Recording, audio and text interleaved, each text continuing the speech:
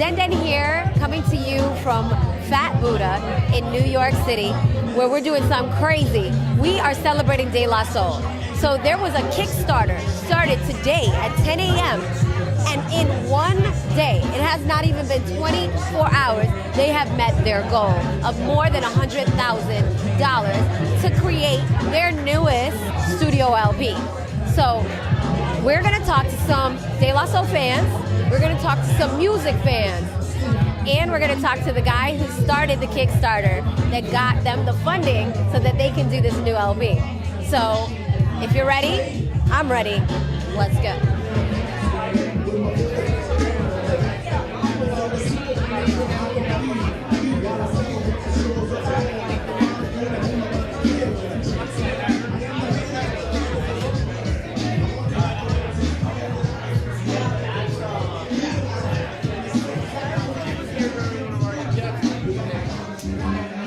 How you doing? This is DJ Mike Lowe.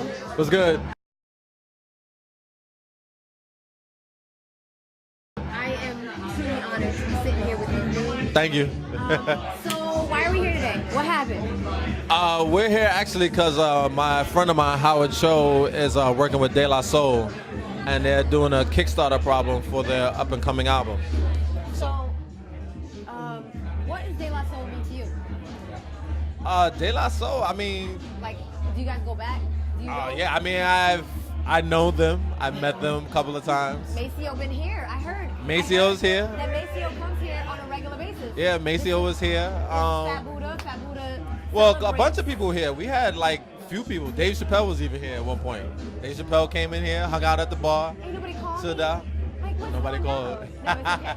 I mean, he done went to Africa. You know, I'm from Africa. Oh, okay. We might have had stories. But Okay. So, I mean, I know you DJ here every Saturday. Yes, I'm here every Saturdays. Fat Buddha. And I know you don't really chill here. You don't really hang out here. I come here on occasion. I don't come here like all the time. I come here on occasion. But So you're here today. yes, I'm here today for celebrate my boy Howard. For this Kickstarter project. Who's Howard?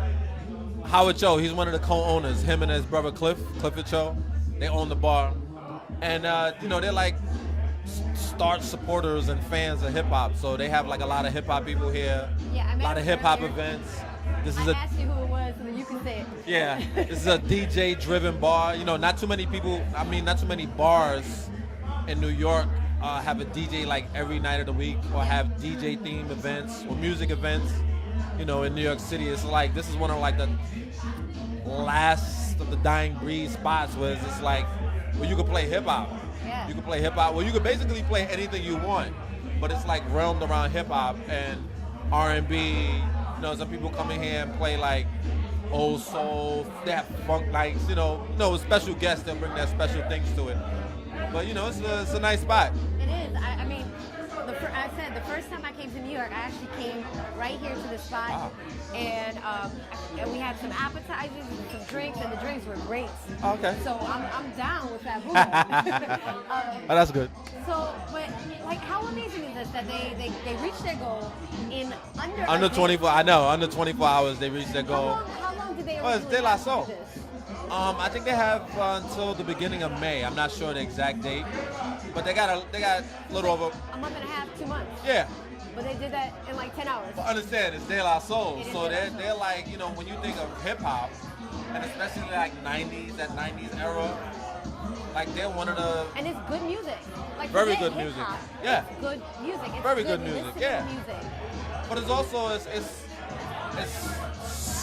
like very different from what's going on today with the rims and the not that there's anything I won't say that it's bad with that, but you gotta know at what level yeah, you gotta know where that pertains to in the scale of importance when people are discussing certain things. Especially nowadays, like with all of the very deep things going on in the world. A lot of there's always deep things that's going on in the world. There's always injustices. There's always things that's happening, and if people are not informed or if they're getting their information from one or two sources, then They're not actually. They're misinformed. Right. They're So getting they're informed, but they're getting the or they wrong get misdirected. information. So when you you think of like hip hop back in the days, you had so many people that in the midst of the fun or even one about positive, They still tell you stuff. or sending out messages. Like Chris Parker, KRS-One. Of course, absolutely. Public Enemy, De La Soul. You know, there's a bunch of More people. recently, Tribe, Common, You know, Talib, Mos Def. Def. I mean, I mean, even if you think of like people like somebody like Biggie. Yeah. Biggie would tell you these stories about how it was in the Even ghetto. Pac. Right, they would tell you these hard. Right, Pac is a great example. He tell you these Marvin hardcore stories. Gaye used to sing to me. He had me Right, feeling so like you know, you black was think of like the dope. importance of what they said and what it meant to us. And it empowered us. Because, right, not only did it empower, we related to it. It wasn't like, you know, because I think about it, you know, at a time when like R&B music, and even early on, like rap music was like everybody was trying to be different. Yeah. And like, well, how, you know, I got money, so how fly can I dress? How nice can I dress? How can I set myself apart? You know, a lot of dudes came and they were just like, yeah, we're regular dudes from the neighborhood. We're still a little different because we're making the music, but we relate. That flow Everybody so good. relates, Like, yeah. So it wasn't about trying to be different as much as it was about trying to be a part of something bigger and inform people. Yeah. And that's what De La Soul was a part of. Native Tongues, Jungle Brothers, Tribe Called Quest, Black Sheep, Moni Love, Queen Latifah. Somebody told me a lie. Somebody told me that you were a shy guy. You are not a shy guy. I am. Well, I mean, there's a difference between being shy and somebody putting a mic in your face and saying, talk. Like, talk, Negro. See, that's why I handed it to you. I was like, Exactly. You don't do that. So, I'm not going to do that. yeah, I mean, if I didn't know you, I wouldn't walk up to you and say hello, like, or hi or anything. You know, so, totally different thing. Well, okay, so what is it about music that makes you spin? How long have you been spinning, and why? I've been I don't know how long I've been DJing. I've been DJing since I was like basically 12 or 13, and I'm 49 now. So it's been a long time, and I just love. I mean, I grew up listening. 36 years, dude. I grew up listening to a lot of music, and hey, I'm not even 36. That is crazy. That's awesome. That is awesome. Oh, calm down. so I've been listening. You know, I've been listening to music. You know, everybody grows up on music, and the music that you love is the music that you can relate to or that you want to emulate. Yeah, you had some really great music. Yeah, back so you know, in the day, like, and then if you mixed it up. 70s, 80s, 90s, great music. Early 2000s, so even now, there's some really good music out here. But just you gotta one. pick and choose. You gotta ride. You gotta pick and 'cause choose. there's You gotta a lot look of for not it. good music. Right. Because there's But a lot of people who don't do just not trust the make major sense. labels. And you know that I wish people would bring back independent labels, like the real independent labels that wasn't focused on major labels and what they. So how do you feel about these rappers becoming labels? I think it's good and bad. I mean, it depends on the person. I think there's a duality to everything. You know, it's like, who is the person? What label is he running? Is it like, you know, a label where he's the main artist and everybody else suffers? What kind of label is that? Or is it a label where it's like a vanity label where, you know, he got money to blow and he's just like, I can do whatever I want. I mean, it's good for him, but in terms of like promoting or pushing the culture, that's a different thing. You want a label that's in it for the long haul, regardless of how many records you sell. But the goal is to sell records. Is that you're putting out good music? Because to me, good music is sell. Yes, yes. So a little, it's kind of related, but it's kind of a little off topic, right? So Empire. The reason I say don't it's watch related. it. Okay. I don't watch it. Do you know that Aftermath? I mean, not Aftermath. Who is Dr. Dre? Dr. Dre produces almost all the music that's on Empire. I heard that. I don't watch it. I watched like Timbaland. Oh. But I thought it was Dr. Dre. Okay, so I'm wrong. So, Alright, so it's Timbaland Still produced. Timbaland. Yeah, I watched like maybe the first episode. Yeah. And I couldn't You're get like, all the nah. way. I couldn't get all the way through it. I was just. What was it that made it not? I don't know. You know what the thing is? Before I like say something about it, I would like to watch it again. It just rubbed me the wrong way initially in the beginning. Yeah. And I didn't like what I saw, so I just like I don't want to watch it. So, Understandable. you know, before I make a hard judgment on Yeah. it, you know, because there's a bunch of people that like it. Sometimes it's like when you meet somebody. Sometimes it's a first impression. You're like, I'm done. Yeah, you know, sometimes And the then sometimes images. you're like, okay, let me try that again. Yeah, you know, sometimes the images that we have on TV is not the images that are exactly us. You want. Well, it's not about what I want. I think it's what's reflective of us as a whole. Yeah. So to see like stereotypes or exaggerations sometimes, or just one, Yeah. is sometimes can be annoying. I hear you. I hear you. I'm me personally. But you know, that's and just this me. ain't about me or anything. But I really love the fact that we have like Shonda Rhimes, who is a writer, creating like stories about all kinds of people. And like, so she has a couple shows out. She's got Grey's Anatomy, Scandal. She's got Right, and that's a beautiful thing. They got black, white, Asian, Spanish, like everybody. Yeah, and I remember at one point they was trying to diss her in the media. They was talking about like she was too, they gave her I think the B word or something like that. Yeah, and I was just like, as soon as you get a strong woman, I was like, she's doing something good. be When the when you, and the I'm thing is probably also gonna be you the see B her word work. after a while. Like, No, but like, we can look forward to that. yeah, the thing is you see her work, the type of TV that she's putting forth. It's drama. It's a little edgy, a little And it's got a lot of character. a lot of characters, different characters too that's represented. So of course she's gonna rub some people the wrong way, but she's gonna rub a lot of us the right way. Yeah, it's a doctor show that not all the doctors are white men. Like, Saving the world, saving the planet. We got a Spanish woman breaking bones. We got a black woman who's like the And general. that's on the floor. good. That's what this country needs to see. That's what it's reflective of. It's dope. It's dope. Yeah, it's everybody. Back to the music. Who has always been in your tape deck, and who is a most recent transfer? Like, who's the newest? Always. I mean, it depends. I listen to a lot of music, and it goes in and out of my phone. What's the most spinnable? Most spinnable? Like, who do you like almost always like you go back to because it's always like everybody's always happy? I mean, it depends. It's like, see, I never look at it in terms of like that. I always look at the crowd, try and fill out the crowd and see who's here, who's not here. Yeah. Whether or not it's a young crowd, an older crowd. I can always do my favorites, Yeah. but they're not always somebody else's favorites. Yeah. So I love Biggie. I love music, period. So for me to just say one artist is not really reflective because I like a bunch of music. A really smart DJ that I know said that DJing is about the heart.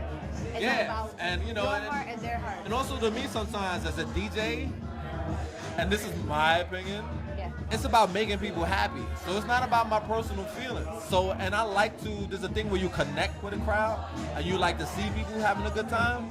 So sometimes you play what people like. Yeah. And sometimes the things that people like and you like are Are all not on the the same same. page. No, that you're all on the same page. Oh. So that's when it's great, when you play music you like and people like. And then sometimes you play music that you don't like, but people like it, and then sometimes it changes your opinion on the music.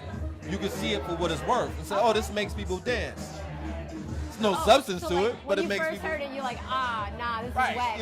But then when you played it, and then like, oh, it rocks the crowd. Yeah, for like, me, okay. it's a question. It's not like what's whack. It's what I like or what I don't like. Yeah. What I support, what I don't support. Yeah. And that's, That makes sense. But sometimes I can scream and jump, yo, that's whack. And, a bunch of other people like it. What's my opinion? Yeah.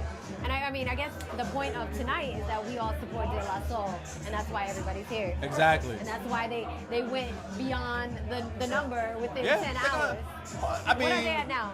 114,000, They're almost at 115. 114,400. Yeah, and there's still like a couple of hours left. I mean, that is like I said, good. that's a group you want to see make an album. Yeah, because they make good music. And that's another thing where it's also like this,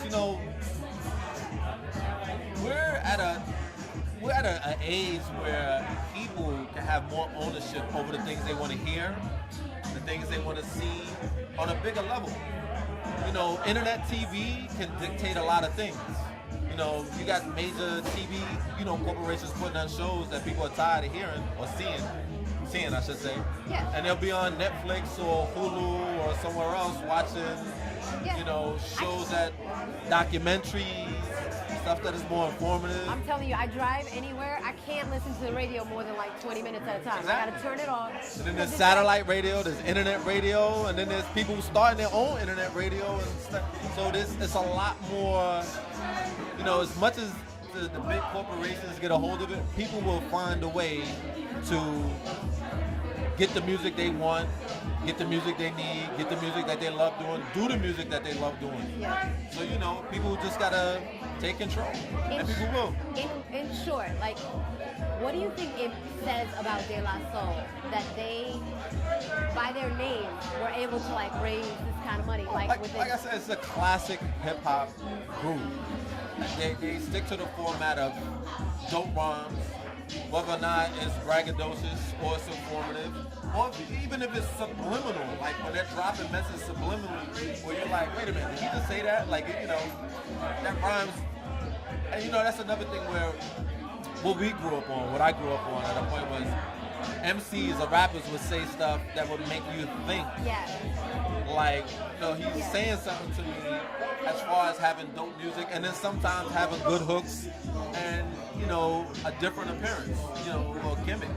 You know, so they were still dropping stuff in that made people think, or even maybe people laugh, or, you know. So, De La Soul is a perfect example of that. They concentrated on the true essence of making good hip hop. Yeah. Dope rhymes, dope beats, dope lyrics, you know, the DJ structure, you know, 2 MCs. Good music. Good music. Good solid music. And that's, like I said, that's an album you want to see made. Yeah. Because who doesn't have a De La Soul album in their collection? I mean, you got to be pretty young, maybe. I'm saying you got to be super young. Guess who's putting out an album also? Who? Lauryn Hill. Lauryn Hill? That's another one. About time. That's another one, right? But then again, you know, I'm not saying that as a fan, but you know, her business sense might have been like, this is the right time for me to do an album. She might be like, my whole deal with Columbia is done. Let me go drop this on. You know, like her album, Miseducation of Lauryn Hill, just got put into the Library of Congress. Oh, Library? Yeah. It's a classic hip hop album. In order for somebody's album to be put into the Library of Congress, it has to be culturally impacting over like. And that's what I was also going to say. It's not just a hip hop album, slash R&B album, slash reggae album. That's a really dope album, well-rounded album. So we can look forward to good music. Exactly. Good music. That's what it's all about. Yay! Thank you so much for having a conversation with me. Thank you. I have to come here on a Saturday to hear you spin. You're always welcome. I'm here every Saturday from 10 till closing. Thank you so much. You're welcome. All right, come on. All right, so this is Den here. We're still at Fat Buddha, and I'm here with Howard Cho, the man who helped start the Kickstarter that has raised so much money and is, I feel, doing a great thing. Thank you for being here. Hi, how are you doing? I'm great. How are you? Isn't this crazy? Yeah, I'm bugging out a little bit. It's awesome. What makes you childlike? What is it that makes you like get giddy? What makes you excited? Is it De La Soul? Yeah, I mean, hip hop, like, there's all kinds of things that make me giddy. Chocolate? Okay, no, not so much food. Oh, actually, wait a minute. No, I'm sorry. If I go to like an amazing restaurant, like Morimoto's in Manhattan, yeah, I'm like a kid. Hands off. Yeah, I'm running to the restaurant. I leave my wife behind. I'm just like, Yeah, you tell the wife this is not, it's I'll not, catch you there. don't judge me. Don't judge me.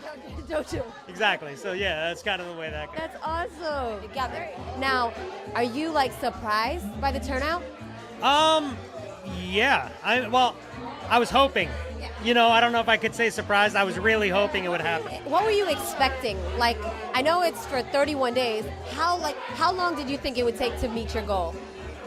Basically, like, so I've done like a lot of promotion in hip hop, and I feel like there's not a lot of love for classic hip hop. So when I had the opportunity to do this, I really didn't know what to expect. I was really nervous, to be honest with you, because De La Soul, I'm like, I grew up on them, and I know how I feel about them.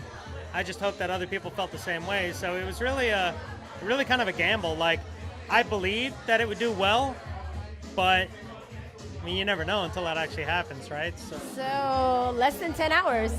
How do you think people feel? Yeah, we're all pretty happy about that. That's crazy, right? I've had worse days. Yeah. So we just started asking people where they think this is going to end.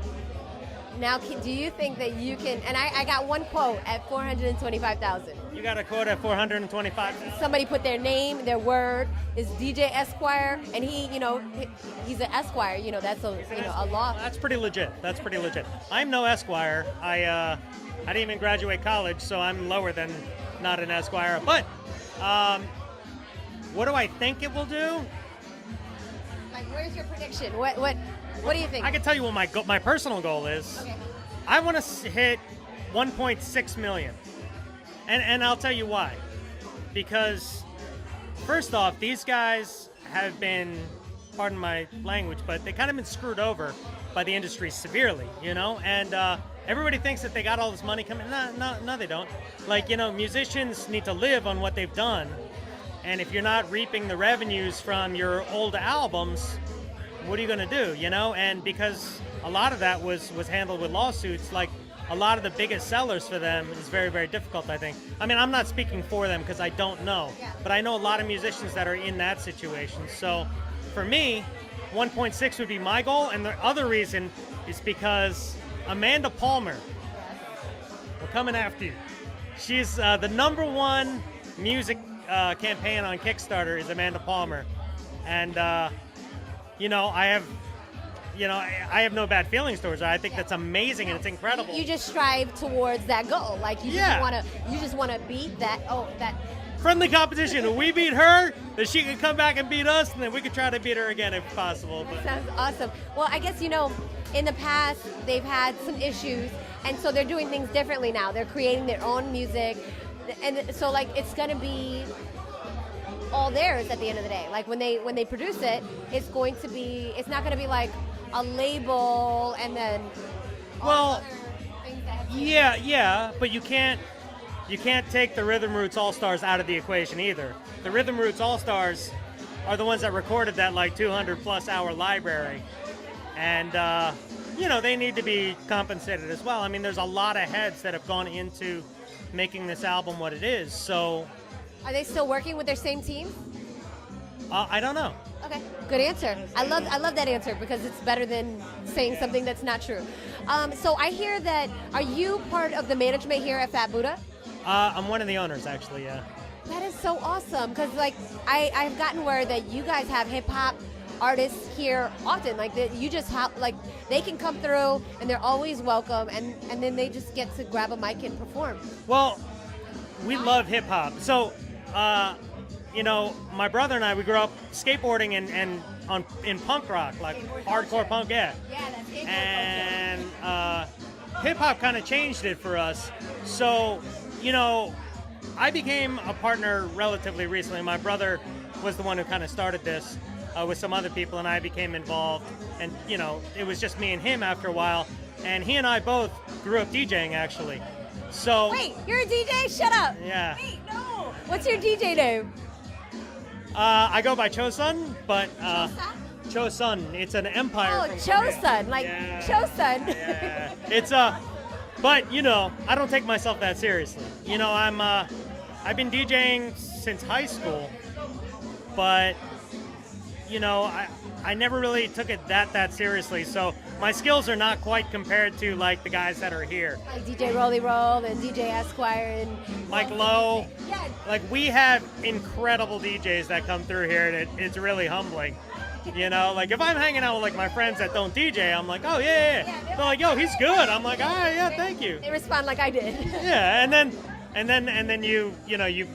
I'm standing next to DJ Red Alert. And Feel really short, like. yeah, it's like, who's this guy? Why is he here? Get him out of here. Yeah. So.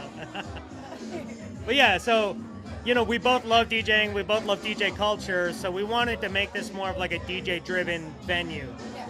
A place where you can see or hear a DJ every night of the week. Basically, and very hip hop centric. I heard you got some really great wings too. I'm sorry? Really great wings. I like them. Yeah. So do you think the DJs or the hip hop heads come here for the music or the wings? For the music or the wings? That's a tough one. Because we talk about, people who love ethnic culture, Listen. and then they're Wings are hard to beat, and wings are hard to find in this city. So if anybody knows like really good buffalo wings, please tell me because I'm always looking. But my brother made the wings, so I just say they're all right. They're all right. Yeah, they're all right. you can't blow his head up too much. No, exactly. No. He's my older brother. I've been living in his shadows all my life. So no, but the I think that a lot of people do come for the music. I mean, the food gets people to stay, but our DJs really kind of make the spot what it is. You know. I'm looking over because I keep wanting to see like the amount that it's at yet. So as soon as they put it back up, I'm gonna do a shout out to that. It's just Sure. amazing that it's happening. Yeah, I mean, I feel very lucky. I'm surprised that there's not more like Kickstarter parties happening around the city. Yeah, so I mean, I think a lot of artists are a little bit, I don't know if they're afraid to use Kickstarter. I mean, there are a lot of musicians on Kickstarter, don't get me wrong, but a lot of like the bigger names, they don't necessarily want to go that route because you lose the marketing arm of the record labels, and but they, once they take that step, they start to see there are a lot of great, like our marketing person, her name is Sabrina. Hi, Sabrina. Amazing. Yeah. Like, yeah, I'm involved with the Kickstarter, but I'll be honest with you, I'm not doing anything. We have, You hosted the party and brought the wings. yeah, exactly. It's like, I just kind of like put out the idea, and I wasn't even the only person that brought the idea, Yeah. but, I put the idea out there. They took to it, and, the guys, De La Soul, these guys are so humble. Like, it's almost like mind-boggling because they're like, I don't know. I mean, you really think people care to hear us? I'm like, are you kidding me? And it shows. It's like it's 120,000 strong, like just about now. I know. And so, yeah, I mean, I think artists, if they kind of like think a little bit outside the box, which is, they're doing that with this album. And there are a lot of great independent PR people who will believe in what they're trying to do. As long as you have a concise package, they'll support you. And really, you'll form a team that way. All right. Well, thank you so much for having this conversation with me. You rock. I know you can't take that. Don't pick it up. Don't put it down. It's okay. But thank you so much. It was awesome. Let's go.